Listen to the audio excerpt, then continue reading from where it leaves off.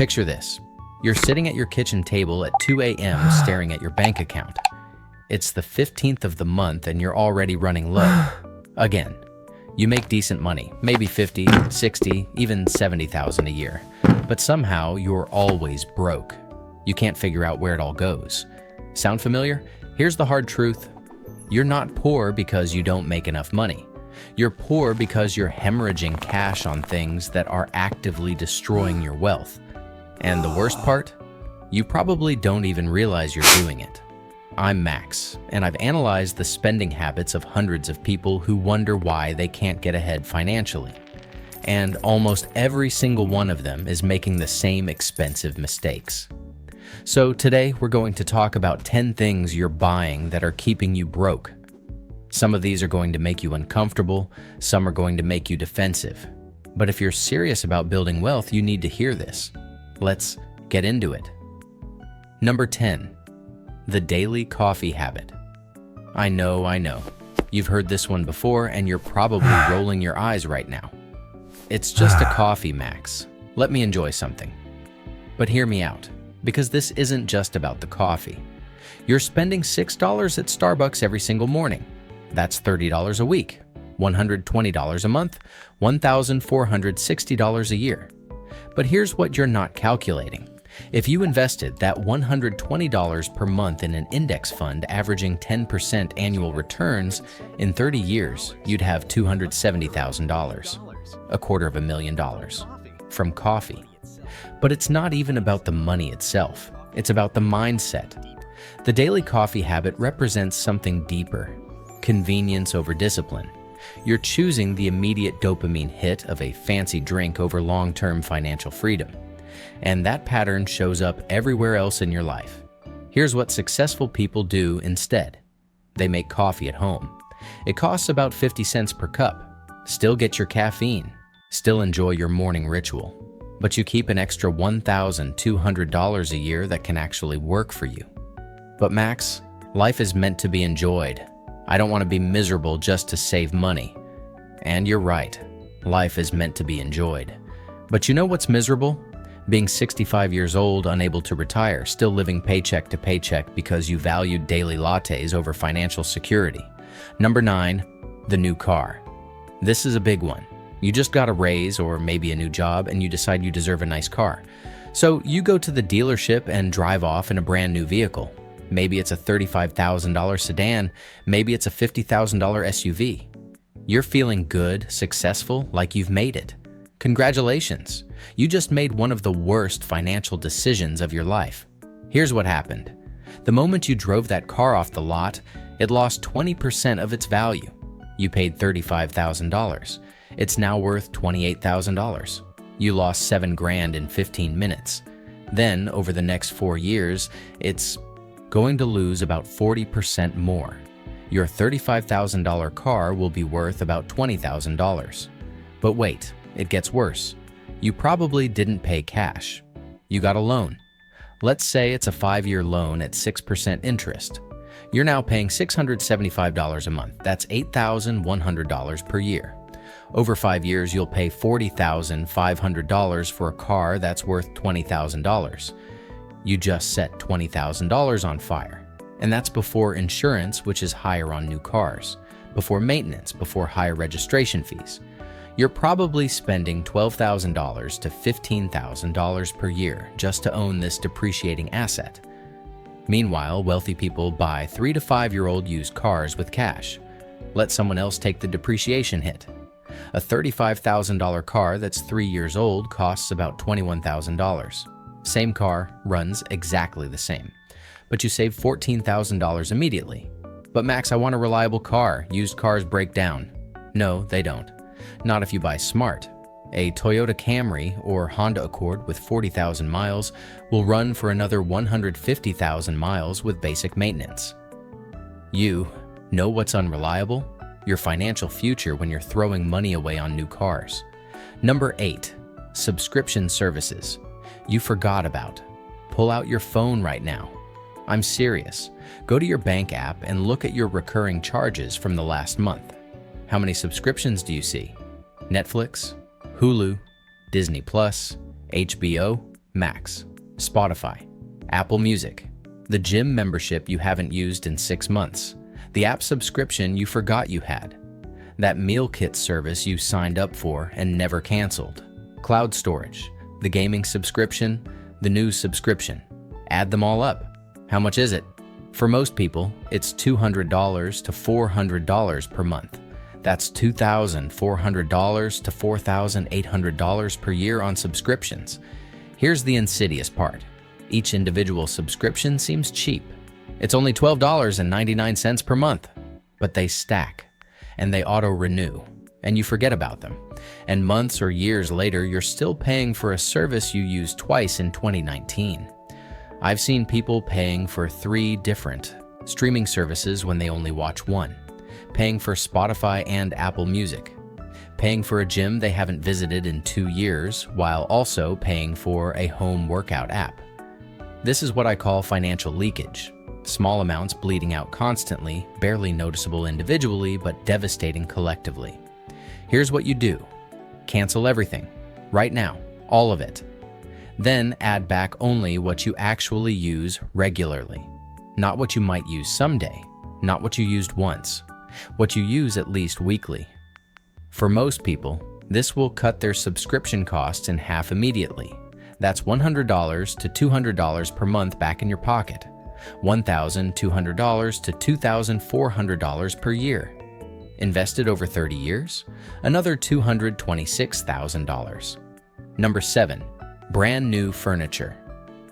You're moving into a new place or redecorating, and you head to the furniture store. You drop $3,000 on a couch, $2,000 on a bedroom set, $1,500 on a dining table. In one afternoon, you just spent $6,500 on furniture. Furniture that loses 70% of its value the moment it enters your home. See, furniture is like a car. It depreciates fast. But unlike a car, it doesn't actually do anything different when it's new. A $3,000 couch sits the same as a $300 couch. Your butt cannot tell the difference. Here's what wealthy people know. Rich people buy used furniture. They buy from estate sales, from Facebook Marketplace, from Craigslist. They get $3,000 couches for $400 because someone needs it gone quickly. I furnished my entire first apartment for under $800. Couch, bed, dresser, dining table, everything. And it was nice furniture. Solid wood, good brands, barely used. I just bought it from people who were moving or upgrading. But Max, I want new stuff. I don't want someone's old furniture. Okay, enjoy being broke. Because that attitude, prioritizing new over value, is exactly why you can't build wealth. The psychology here is status signaling. You want new furniture because it makes you feel successful. But actual successful, people don't care. They care about their net worth, not their couch's pedigree. Number 6, eating out. Constantly. Let me ask you something. How many times did you eat out last week? Be honest. Include coffee shops, lunch at work, dinner with friends, that quick stop at Chipotle because you didn't feel like cooking. For the average person, it's 4 to 5 times per week. At $15 per meal, that's $60 to $75 per week. $240 to $300 per month. $2,880 to $3,600 per year. But here's what you're not calculating. Cooking at home costs about $4 per meal. If you cooked instead of eating out, you'd spend about $480 per year instead of $3,600. You're spending $3,120 extra per year for convenience. And I'm being conservative. Most people spend way more than $15 per meal when you include drinks, tips, delivery fees. I've seen people spend $500 to $700 per month eating out. That's $6,000 to $8,400 per year. Invested over 30 years at 10% returns, we're talking about $1.1 million. You're literally eating your retirement. But Max, I work hard. I deserve to enjoy good food. And you can. Cook good food at home. Learn to cook. It's not hard. You're not too busy. You're too lazy. You're choosing convenience over wealth. Here's the challenge. Cook at home for 1 month. Meal prep on Sundays. Pack your lunch. Make dinner. Track how much you spend on groceries versus how much you used to spend eating out. See the difference. Most people save $300 to $500 in their first month. Number 5. Financing everything. You want a new phone, but you don't have $1,000, so you finance it for $40 per month. You need new appliances, so you put them on a 0% interest payment plan. You want new furniture, so you use the store credit card with no payments for 12 months. Congratulations, you've normalized being in debt for consumer goods. Here's what financing does.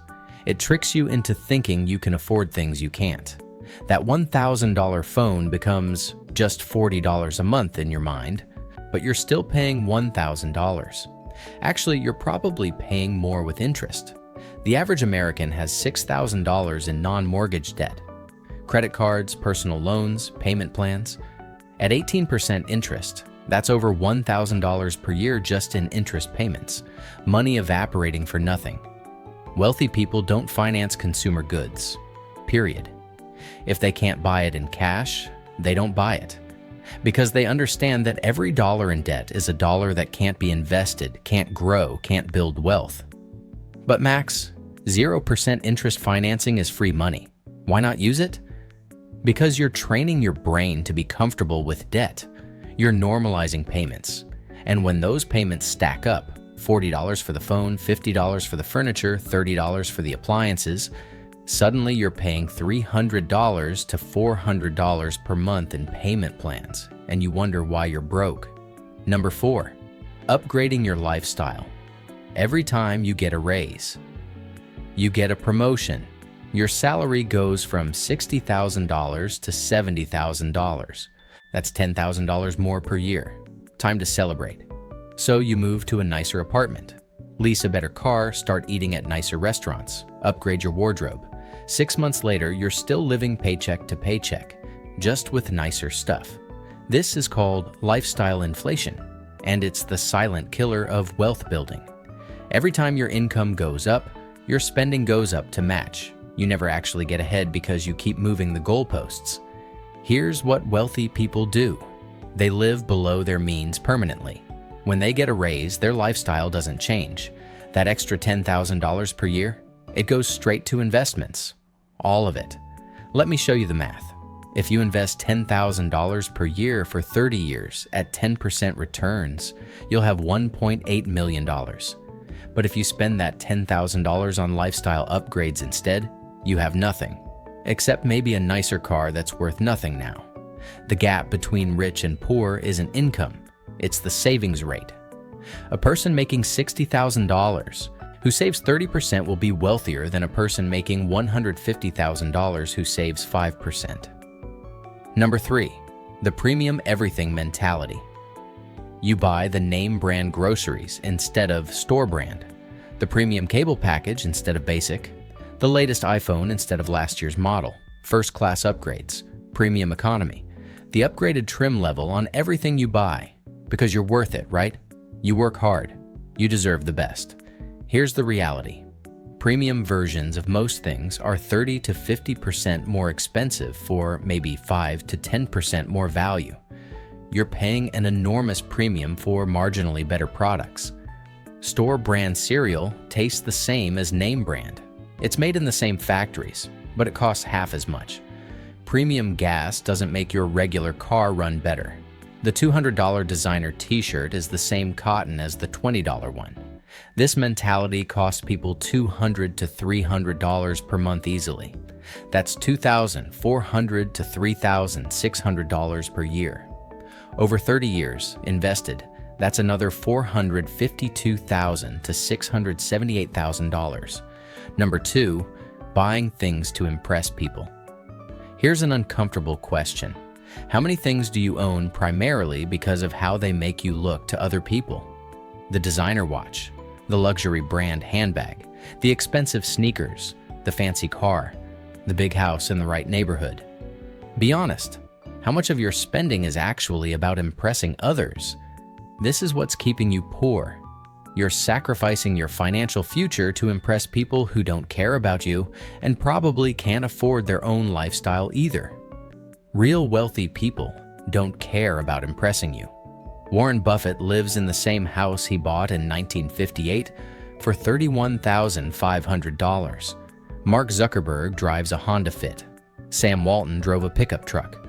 They're worth billions, and they don't care what you think about their car. Number 1, not investing. This is the big one. The thing that keeps you poor more than anything else. You're not investing. You think investing is for rich people, or it's too complicated, or too risky. Or you'll start investing when you have more money. So your money sits in a checking account earning 0.01% interest, while inflation destroys it at 3% per year. Every year you don't invest, you're going backwards. You're getting poorer in real terms.